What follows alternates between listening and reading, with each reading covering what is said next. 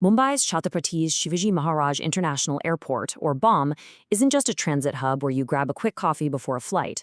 It's actually a masterclass in solving what seem like completely impossible logistical challenges.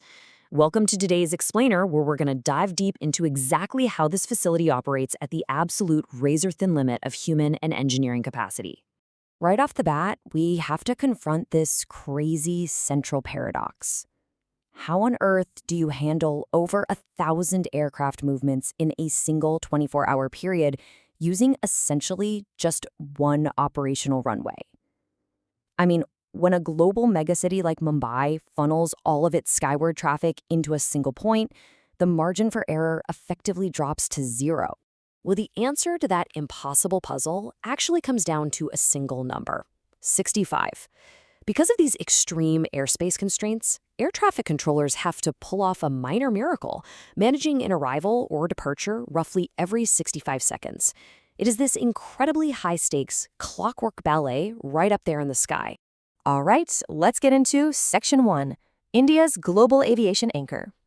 Just to give you a sense of the scale we're talking about here, over 50 million passengers pass through this facility every single year. Operated by Adani Airport Holdings, this isn't just India's second busiest airport. It's really the vital economic valve that connects the country's biggest businesses to the rest of the planet. And all of that demand creates what aviation experts actually call the battle for Mumbai. You see, Air India uses it as a secondary mega hub for their big long-haul flights. Vistara treats it as a premium fortress hub, while Indigo commands the largest market share overall. Throw in heavy daily global carriers like Emirates and Lufthansa, and honestly, every single inch of tarmac there becomes pure gold. Which brings us to Section 2, the single runway miracle. Now, the contrast in physical footprint here compared to other global hubs is just staggering. Take Chicago's O'Hare, right? It sprawls outward with 8 independent runways. But Mumbai's completely landlocked by dense urban neighborhoods. Its 2 runways intersect like a giant X, meaning there's absolutely no way they can be used simultaneously. So despite this crushing demand, Mumbai is forced to operate as a single runway airport. To manage this craziness, the traffic is split up. Terminal 1 handles specific domestic low-cost flights, while the massive megastructure of Terminal 2 takes on the international and premium loads. But the real unsung hero here is runway 09/27. At just over 12,000 feet long, this lone, heavily reinforced strip takes the punishing consecutive weight of wide-body giants like the A380s and 777s literally all day long. Okay, moving on to Section 3, a museum in the sky. So when you step inside Terminal 2, the roar of jet engines is totally replaced by this globally celebrated architectural masterpiece. Designed by Skidmore, Owings & Merrill, you'll see this brilliant white coffered ceiling featuring diamond-shaped skylights. And the intricate light filtering down through them? It's specifically designed to mimic the magnificent plumage of India's national bird, the peacock. Supporting that massive canopy is a 4-story head house, held up by 30 soaring, mushroom-shaped structural columns. Seriously, if you just take a second to look up while you're rushing to your gate, you realize these columns completely transform the terminal into a vast, airy monument. But the visual marvel goes way beyond just the architecture. Get this, the terminal holds a staggering 5,500 historic Indian artifacts and contemporary installations carefully curated from every single state across the country.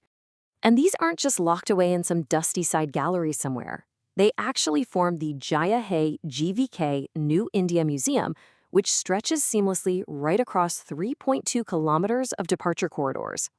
Covering about 200,000 square feet, it fundamentally turns a routine, boring walk to your gate into one of the largest immersive public art programs in the entire world. Let's look at Section 4, Tech, Sustainability, and Tomorrow. Now, obviously, balancing this high-end luxury with a 50 million passenger flow requires a massive amount of energy. But remarkably, the airport meets this huge demand entirely through 100% sustainable green operations. Yeah, they achieve a completely carbon-neutral footprint by harvesting power from their own structural solar installations and these really cool hybrid wind solar mills. And this culture of innovation, it extends right down to the passenger's pocket.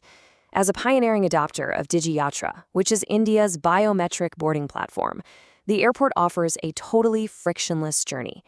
By using paperless, contactless facial recognition, you can essentially just glide securely from the curb right to your plane without ever fumbling around for your documents. It's a real game changer.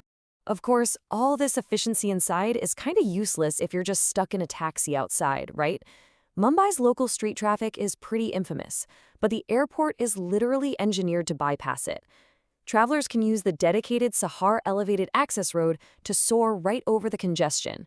Or they can plug directly into the city's transit veins via the Aqualine Metro and a massive 5,000-vehicle integrated car park. But here's the thing. Because the historic airport has absolutely zero physical room left to expand, Mumbai simply had to adapt. And the solution is its brand new sister hub, the spacious, beautiful lotus-shaped Navi Mumbai International Airport. Operating in tandem, NMIA will ease those punishing flight slot constraints, which allows the historic airport to remain the core premium transit heart of the city. So here is the thought to leave you with. When a city is completely constrained by its geography, with absolutely no space left to grow, how does human ingenuity manage to keep the sky so wide open? Mumbai's Chatrapathi Shivaji Maharaj International Airport proves that with brilliant logistics, groundbreaking architecture, and a real commitment to seamless technology, impossible constraints can actually become a true work of operational art. Thank you so much for joining me for this explainer. Keep exploring, and I'll catch you next time.